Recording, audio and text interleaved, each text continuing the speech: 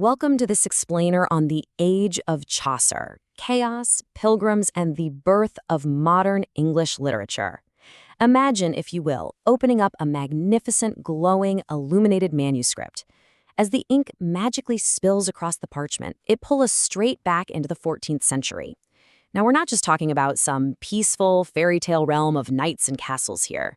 No, this was a violent, wildly transformative era that literally cracked the medieval world wide open, ultimately birthing what we now recognize as the English Renaissance. Okay, so let's set the scene. The 14th century was an era absolutely devastated by catastrophic events, a time of intense plague, war, and the dramatic decline of the feudal system. But ironically, and this is what's so fascinating about this period, this absolute devastation served as incredibly fertile ground for a total cultural rebirth. Section 1. Pillars of 14th Century Chaos. We really can't talk about Chaucer without first digging into the immense socio-political upheaval that shaped his entire worldview. It's crazy how rapidly these disasters struck. Just think about this timeline. Between 1347 and 1351, the Black Death hit, and it was apocalyptic, wiping out up to half of England's population. It spared absolutely no one. Then, right on the heels of that, in 1362, the severe economic strain of the Hundred Years' War with France led King Edward to introduce a deeply unpopular poll tax. And finally, all of this tension just boiled over into the violent peasants' revolt in 1381. So what we have here are four massive forces of upheaval.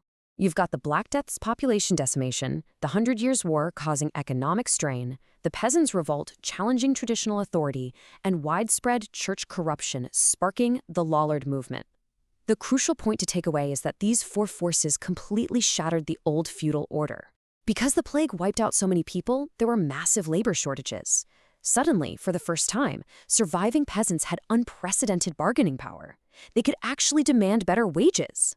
At the exact same time, everyday folks were looking at a Catholic Church that was drowning in extreme wealth and moral laxity, and they started to push back. Society was fundamentally shifting right beneath their feet. Moving on to Section 2, the literary heavyweights.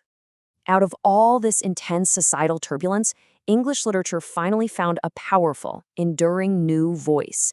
You essentially had two very contrasting literary responses to the chaos.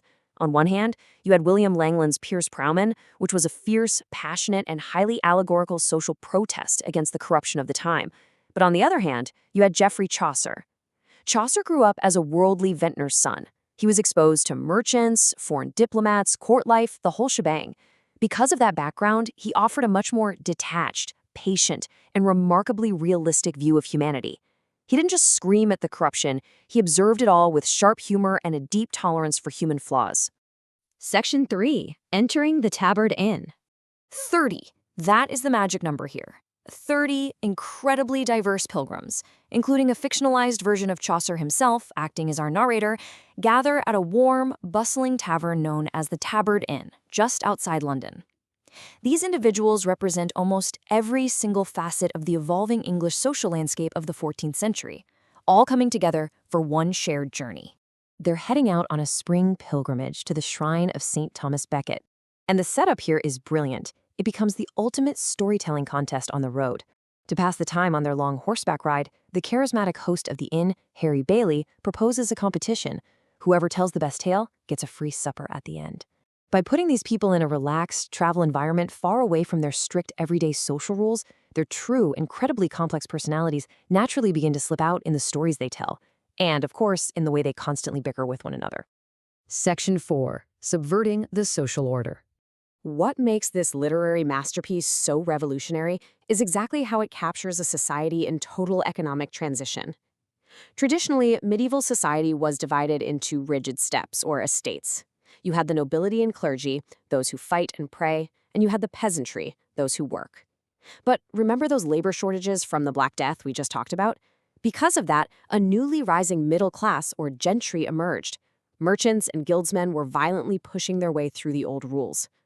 Chaucer brilliantly subverts the traditional expectations by introducing this disruptive third group that simply doesn't fit into the neat little medieval boxes. The world was changing, and he wrote it down. Section 5. The characters. The good, the bad, and the complex. Chaucer populated this shifting world with psychological character portraits that honestly feel remarkably alive even today. He gives us a true cross-section of humanity. His narrator kind of plays dumb throughout the text, giving us a front-row seat to watch these pilgrims expose their true natures. We see idealized figures like the noble knight, representing traditional courtly love and honor. But then we also get incredibly complex portraits like the bold, much-married, outspoken wife of Bath. And naturally, we get the utterly corrupt hypocrites like the greedy partner. Chaucer just sits back, lets them talk, and they reveal exactly who they are. And you absolutely have to appreciate the sharp, biting irony Chaucer uses to critique society. Take the partner, for example. He passes off a box of old pillowcases and pig's bones as holy relics with supernatural healing powers. I mean, the hypocrisy is staggering.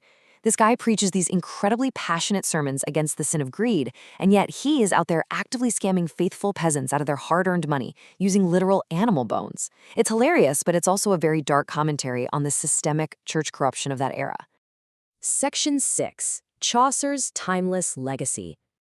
By choosing to write his great masterpiece in Middle English rather than Latin or French, Chaucer didn't just document the 14th century, he elevated the English vernacular into true art.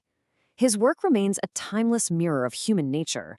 The character types he observed back then, the noble, the complex, the corrupt, they still exist all around us today. Which leaves us with a fascinating question to ponder as we close this ancient, illuminated book. If Chaucer were observing our society right now, what modern pilgrims would he include in a new tale? Who would you cast?